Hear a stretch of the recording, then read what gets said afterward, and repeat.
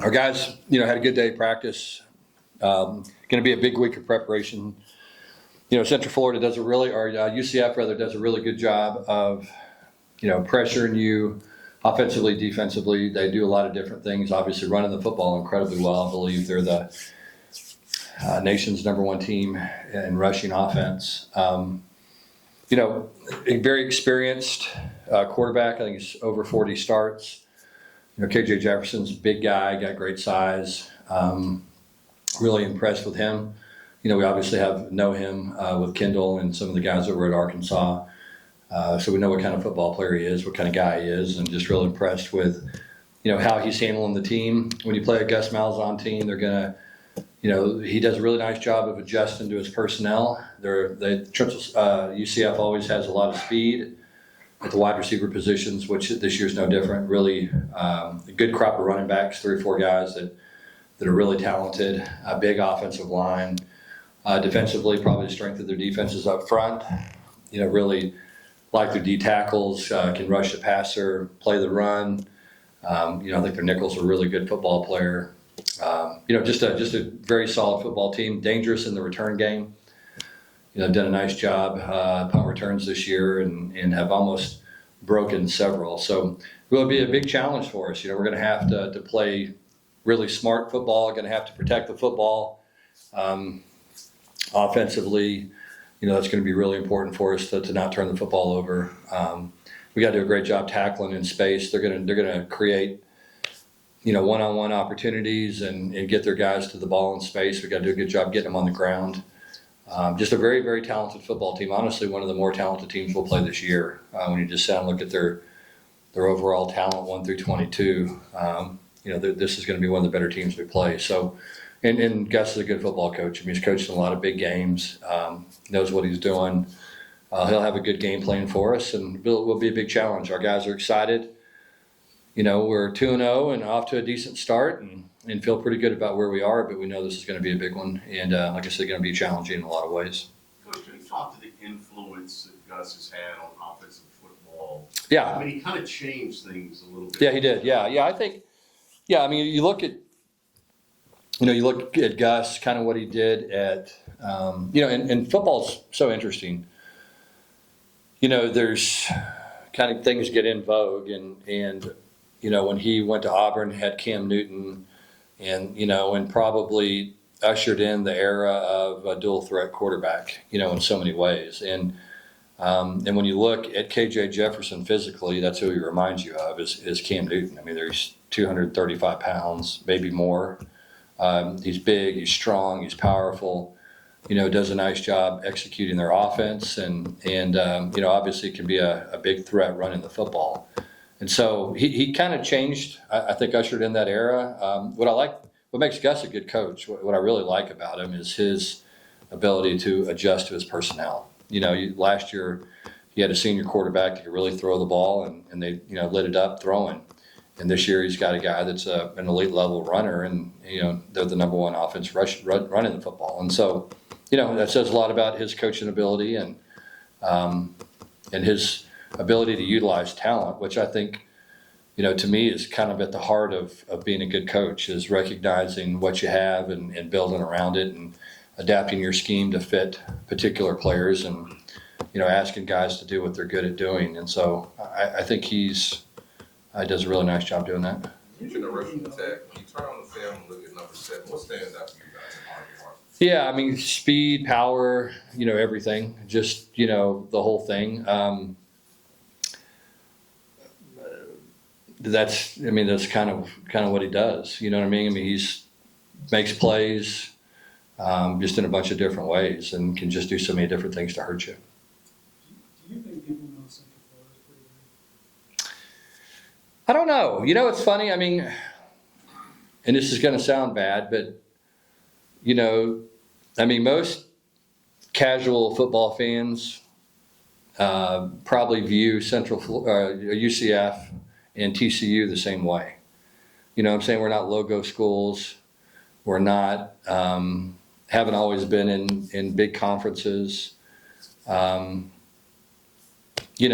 think that's, the logo schools get so much attention. You know what I mean? And that's all they, it's all they talk about. You turn on college sports right now, they're going to be talking about the same 3 or 4 programs. I mean, it's just, and they're going to be talking about the same 3 or 4 programs in October, November, December, and January, and whether they're really good or not. You know what I mean? I mean, for a long time, there's certain programs in our state that people just talked about them, and people assumed that they were going to be good because they had 50,000 students or whatever at their school. And so, I think UCF has been good for a long time. I mean, you look at Scott Frost when he was there.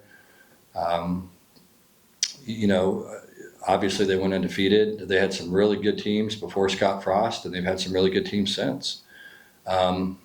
So it's it's a very fertile recruiting area. Obviously the state of Florida, lots of speed, lots of athletic guys. It's a big school. They get a big student population. There's a reason why the Big 12 added them. Is because the program has a ton of potential. And, we kind of feel like we're the same way at TCU.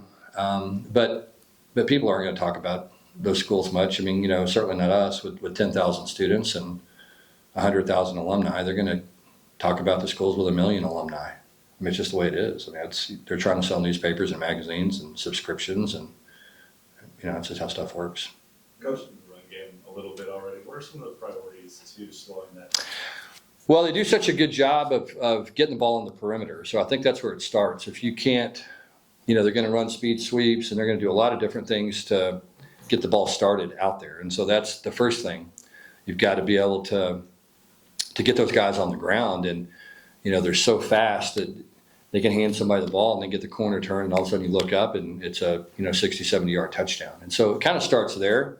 Got to do a good job playing off of blocks on the perimeter, and then when you got a 240, 250-pound quarterback that can run up inside, there's a lot of different plays that you can run where you're faking the ball on the perimeter and pulling guys around, and a lot of different schemes to where now you've got a blocking and numbers advantage with a big, strong quarterback. And quarterback run game's tough because, you've got one extra blocker as opposed to handing it off to a running back. And so, those situations are tough on defenses. And that's why having a running quarterback is so valuable. And that's why, they're so difficult to defend. And I think you start outside in a weird sort of way, I think, defending them.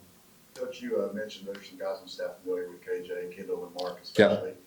Yeah. In games like this, how much does that help? I know you see film, but how much does that help when you have coaches that know good? Well, it helps both of them. Obviously KJ knows Kendall's stuff, what I'm saying, from a scheme standpoint, and Kendall knows, KJ's abilities from a playing standpoint. And so there's always that trade-off, and I think in some ways it's a sum-zero, trade, But yeah, I mean, look, they're going to know our signals. So that's something that obviously we have to address quickly and change. They're going to know our schemes. They're going to know kind of the way, Kendall thinks. And like I said, and Kendall's going to know KJ's strengths and the weaknesses that every player has and all the things. So like I said, I mean, there's going to be a lot of information in both ways. Update on Cam Smith and Paul Oyewa? Yeah, Paul practiced today, so it's good to see him out there practicing. We'll kind of see how he feels tomorrow. I'm pretty optimistic that we'll see him this week. Hopeful that we will. Cam, I don't know yet. We'll know more probably as the week progresses a little bit. I think we're probably, I'd say he's questionable at this point. Is there anything on Dalen Wright yet? It's kind of the same thing. I think the week will progress and we'll know a little bit more, by Wednesday, Thursday. Coach, you mentioned after the Stanford game, you hadn't seen a team that hyped up for a season opener and kind of the early energy in that game. Is there any thoughts about that coming into the Big 12 home opener here? Yeah. I mean, look, my wife just told me the game sold out, which is awesome. I didn't know that. So yeah, I mean, look, we a night game at Amon G. Carter Stadium is an awesome experience anyway. Our guys enjoy playing at home, and there'll be a great crowd. And you know how it is that those things usually wear off pretty quickly. But we have tremendous fans, and our students, like so, we had 6,200 students at the game last week. I would imagine we'll have more this week. Which again, that's it's over half of our student body, which is just incredible. You think about it. So that should be a great atmosphere. Our guys will be excited to play. That kind of stuff, like I said, wears off in a lot of ways, and then it comes down to the team that's wants to win the most and is the most prepared team and plays the best and makes the fewest mistakes. But it should be a great environment and it should be a lot of fun. Should be a heck of a ball game. Coach, you're kind of still relatively early in the transfer portal era, but are you noticing that year 2 is when these guys might kind of take off after being in the system for a year? Yeah, oh, for sure. Yeah. It's a little bit. I mean, look, there's sometimes when guys are ready-made, and to me it comes down to experience and what are you looking for. You know what I mean? I think that's the thing that you can choose whatever path you want to go down from the transfer portal. In other words, you can try to bank on some guys that were highly regarded guys that maybe couldn't get into the starting lineup somewhere else or unhappy or whatever, or you can go the way of, look, we need experience at this position. Let's go find it. And so, there's a million different ways to do it. But when you can bring in a transfer that number one has experience and number two has several years, then to me you get the best of both worlds. You get a player that is seasoned, is proven, that kind of who they are in a lot of ways. But then when you can have them for a second year, that to me is when those guys really make a big jump and start to develop, when they know your schemes and they understand how to play and they have a good sense of your culture. And, the transfers we got this year, when you think about guys like, Devin Deal and Cooper McDonald and those kind of players, those guys have played a lot of snaps, you know what I mean? And so you get a pretty good idea of, what you're going to get. And experience is just so important. And I think that's what's changed college football in so many ways is, it used to be you might have a guy that's been a 3-year starter playing for you at let's say, receiver, and then you're relying on maybe a redshirt freshman or maybe sometimes even a true freshman behind him. And now you can go find somebody that's got experience and game experience, and you don't have that huge drop-off maybe that you've had in the past from a guy that's incredibly experienced and seasoned and a veteran player and somebody exactly what you're going to get to a young player that, hasn't ever been in those big games before. So I think you get to kind of address the needs that you need to address. So I want to ask a little bit about targeting penalties. Luke Fickell this week repeated something he said numerous times, that it shouldn't result in an automatic ejection.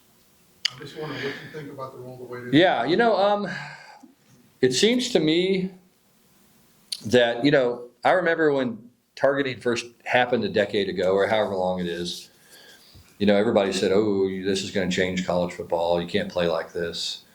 And then what happens, like anything else, the players adapt and adjust. And, you don't see that many targeting calls anymore. And I think as a result of that, you don't see as many catastrophic injuries in football. So, I don't know. I just, at the end of the day, whatever is going to take the best care of these players, of these 18 to 22-year-old kids, I'm in favor of that. You know what I mean? And it's just hard for me not to be in favor of it. I don't think that targeting has changed football. I don't think it's worse because of targeting. I think there are some times when, what's happened now is those launching hits and stuff, they don't happen that much anymore. And when they do, it leads to an ejection, which is a good thing. And sometimes it happens and sometimes it's unintentional. And I wish that you could evaluate intent on film, and sometimes that's hard to evaluate. So we haven't run into it that much. It hasn't had a huge impact on teams that I've coached for whatever reason. So I don't know. I don't know that I have that strong of feelings, either way. Like I said, whatever's going to take the best care of the student athlete, I'm in favor of. Has it made a difference though that they do review it? It's not. Yeah, for sure. Thank goodness they review it because, there are times, and to me, it seems like they're more definitive now about what exactly are they looking for. And I do think they are trying to measure intent now in some ways. Sometimes you're going to have like a bang bang play where it happens, and you wish it didn't happen, but I think in some ways dealing with it is better than dealing with what we had before, in my opinion. I've heard coaches say that the best teams are the ones that coach themselves. Yeah, for sure. I know that happened overnight. Where are you? Yeah, good.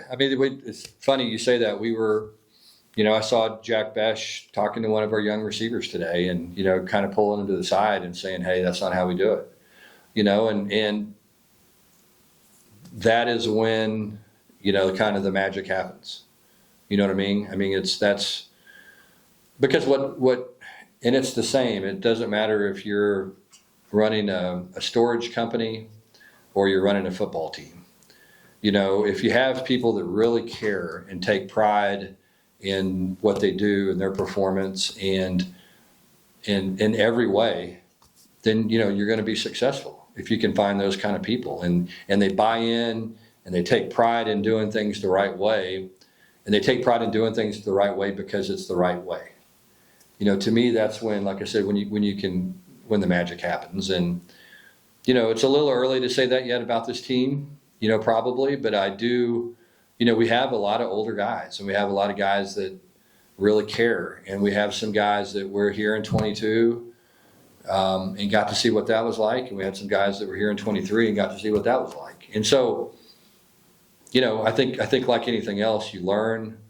But when you get that kind of buy-in from your players, when they care that much and they're willing to step outside their comfort zone a little bit, and because kids these days, they don't really like a lot of conflict with each other. It's just kind of not, they're different than they used to be in some ways. It's kind of not cool to tell somebody, hey, look, we don't do that. And when you have the buy-in, you have that kind of organization, then usually you have pretty good results. Coach, there's been, maybe not more, but a lot of chaos in the first 2 weeks as far as upsets. Yeah, for sure. Do you ever use any of those other things? Yeah, a little bit. Yeah, sure. I talked to the team a little bit on Sunday about, Northern Illinois and Notre Dame. And it's the one thing we talk about all the time is when you take the field on Saturday, you better be the most excited team to play.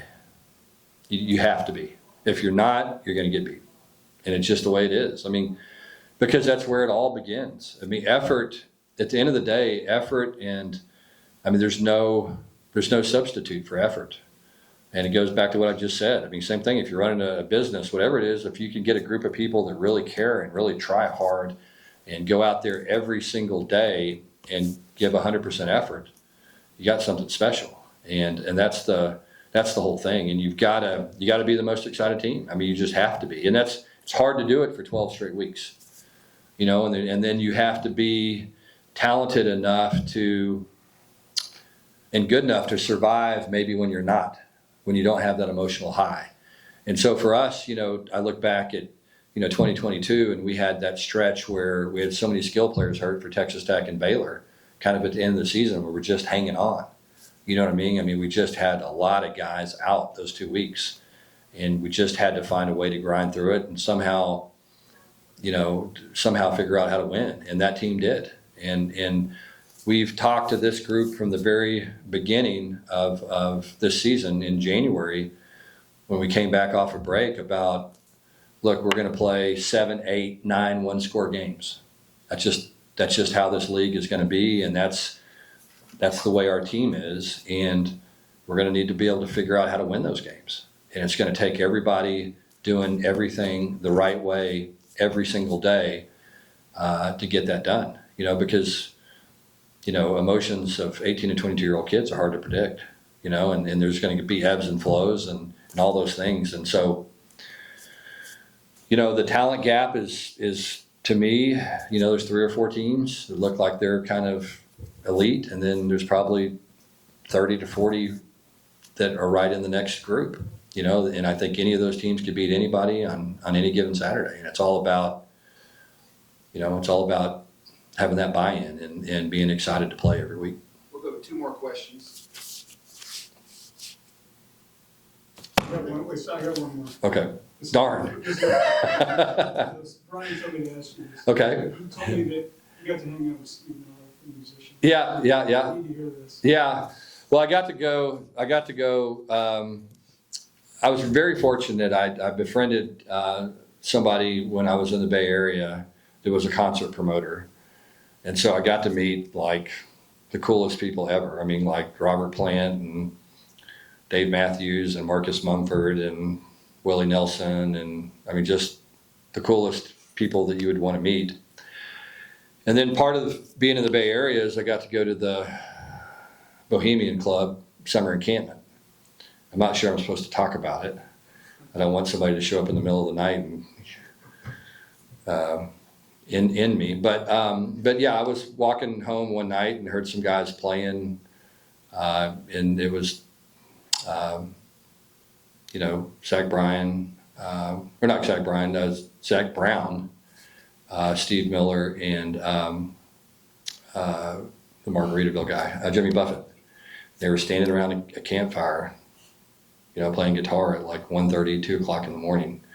And I was with a guy and we said, hey, do you mind if we kind of hang out and listen?